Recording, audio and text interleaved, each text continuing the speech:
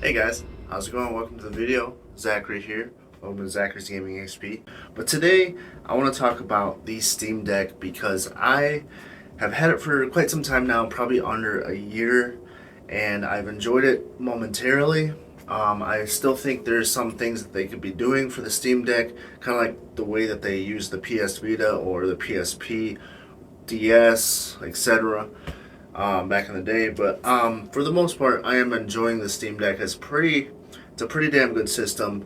Recently, I'm going to show you kind of what my list is, what I've been playing, and telling you guys basically what I think about the Steam Deck so far, and in terms of what I think they should probably do in the future to better utilize the system.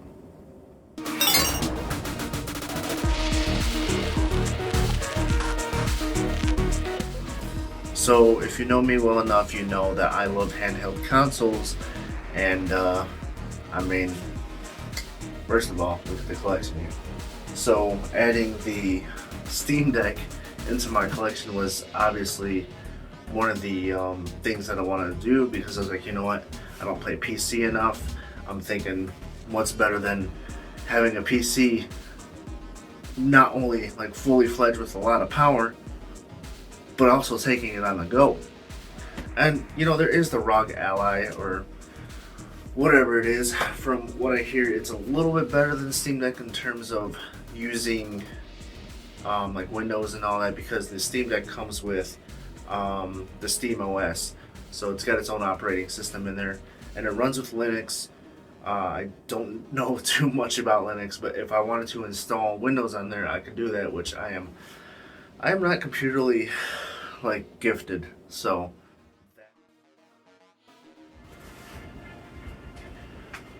now if there's a game on the Steam Deck that really kind of breaks the mold, I would have to say that it's Days Gone. Days Gone is one of those games that just absolutely captured me.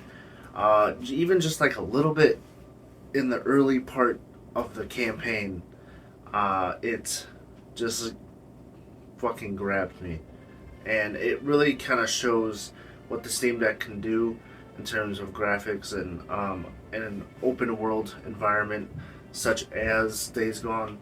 Days Gone is a game where you just kind of ride on your motorcycle, you do these missions, the story progresses, and it is a zombie game. So there's hordes, massive freaking hordes on the screen at one time, and you're running around trying to go through all these obstacles, taking down this big ass horde, and it really pushes the Steam Deck to its limit. And it just is one of those games that you have to play. That is one that I spent a lot of time this past summer playing nonstop, and I'm currently on the campaign after the campaign. So there's like an added story to it, and I'm still getting through some of the parts. I'm not going to spoil anything, but this is one of the games that I've been playing pretty well. I know there's also Borderlands 2. I think it's awesome to have Borderlands 2 fully fledged on the go, which you can do with like the Nintendo Switch, but I didn't really have a lot of people on the Nintendo Switch that I could play with, and I have a couple of friends on Steam that I can play with for that game. So it's a pretty good system. Now, of course, alongside Days Gone, Resident Evil, of course, would have been my next. Well, actually, it was my first pick. It's like, dude, I'm gonna be able to play Resident Evil on the go, fully fledged games like that, and that to me is awesome. Like the newer ones too, like Village, Resident Evil 7, Resident Evil 3 remake. I don't really like Resident Evil 3 remake, but you know, Resident Evil 4 remake runs pretty damn well on the system, and they're all verified. And Days Gone is verified as well. Last of Us is verified, as to name off another zombie game. What they could be doing with the system is putting exclusives on there. And I know they don't do exclusives anymore for like consoles, it seems. I mean, Xbox still does have Halo, of course, and Gears of War, and PlayStation, well, they used to have Killzone, but they don't really have it anymore. But they have Horizon Forbidden Dawn. Okay. they could be doing is optimizing future games for the Steam Deck, making us have a better library on the Steam Deck, because it seems like there's not a whole lot of updates, and I'm afraid that it's going to go to the PS Vita route.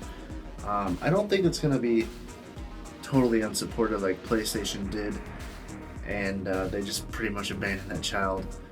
If you make games that are fully fledged, supported on the Steam Deck, controller support, people are going to invest into it because they want to take something on the go, especially gamers like me and a few of my friends.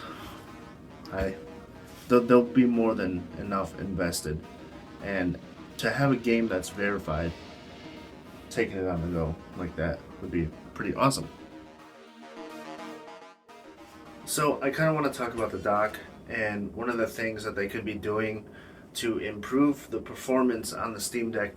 I'm thinking, if it's possible, is to have a different dock that's not like this. First of all, this thing, it's not totally cheap, but this thing was like $80.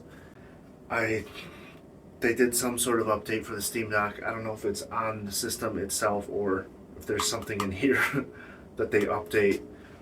But they could have a new Steam Dock, maybe, if they can work around it.